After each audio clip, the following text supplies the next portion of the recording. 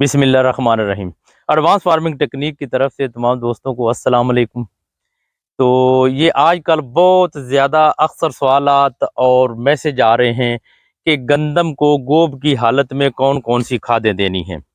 गंदम को गोब की हालत में असल में तो गंदम जो होती है, गंदम हो या कोई भी फसल हो, ये हर खाद का एक टाइम होता है। उस टाइम के बाद अगर देंगे तो उसका उतना फ़ायदा नहीं होता। कुछ वो होती हैं खादें जिनको किसी वक्त आउट टाइम में दिया जाए तो उल्टा फायदे की बजाय वो नुकसान देती हैं। तो गंदम की सबसे पहले ये बता दूं, अगर हो सके तो 20 25 30 दिन के अंदर अंदर जितनी फास्फोरस इसकी है वो मुकम्मल कर लें। लेकिन तहरीरी तौर पर और जो है थ्योरी और प्रैक्टिकल में बड़ा फ़र्क वाज़े आ रहा है। मार्केट में जो लोग कर रहे हैं, लोग बता रहे हैं, लोग अपने तजर्बात शेयर कर रहे हैं, वो कहते हैं कि हमने ये किया वो किया। तजर्बात की बुनियाद पर अलग है, थ्योरी जो है सी थ्योरी अलग है। तो इंशाल्लाह मैं आपको तजर्बात भी बताऊँगा, थ्योरी भी बताऊँगा। तो 25-30 दिन के अंदर अंदर तो होता है कि ये का फास्फोरस यानी कि पहले दे लें, पहले पानी पर दे लें फास्फोरस, तो उसके बाद यूरिया जो वो 50-55 दिन तक अपनी मुकम्मल कर लें गंदम को।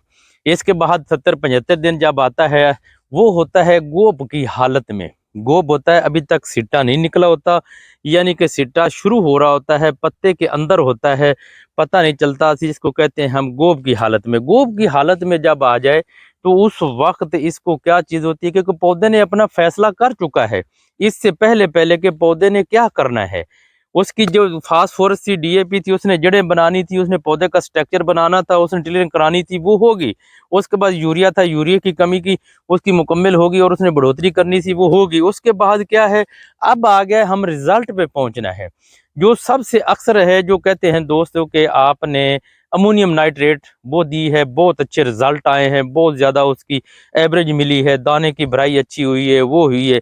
लेकिन जो थ्योरी है, जो साइंसदान हैं, जो माहिरीन हैं, जिनके तजर्बात हैं, जिन्होंने चेक किया है, वो कहते हैं कि वो नुकसान देता है। उस वक्त नाइट्रोजन दिया जाए तो वो नुकसान देता है, पौधा बढ़ोतरी की तरफ जाता है, ट्रिलिंग करता है, गूफे निकालता है, लिहाजा उसने दाने की बजाय वो ज़्यादा जब शुगू से जब बढ़ोतरी की तरफ जाएगा तो दाने कमज़ोर होंगे। तो आप गोब की हालत में आपने क्या क्या देना है, आपने पोटाश देनी है जितनी ज़्यादा, क्योंकि पौधे के तने में, पौधे में, पत्तों में खुराक मौजूद है।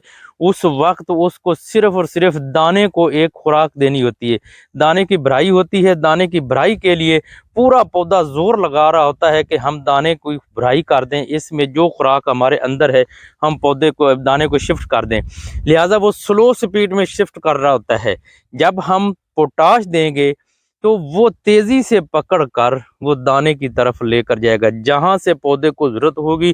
पोटाश का काम है वहां से उसने पकड़ना है उसको।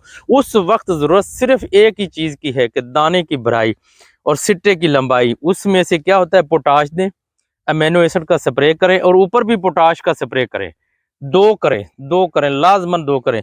नीचे आपने उस वक्त 25 केजी है तो कम अज कम 15 से 20 केजी आप पोटाश दें, और दूसरी अगर नहीं है तो लिक्विड देनी है, तो वो भी आपने 10 से 12 लीटर कम अज कम पोटाश आपने देनी है।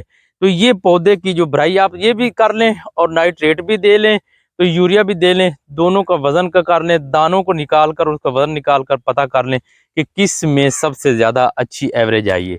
तो ये थी दाने गोब की हालत में कौन कौन सी खादें देनी है। तो इंशाल्लाह जो तजर्बात कर रहे हैं हम, वो भी हम आप तक बताएंगे। ये करें, आप ये तो लाजमी करें, बाकी हम तजर्बात कर आपको बताएंगे। वस्सलाम, दुआ में याद रखना।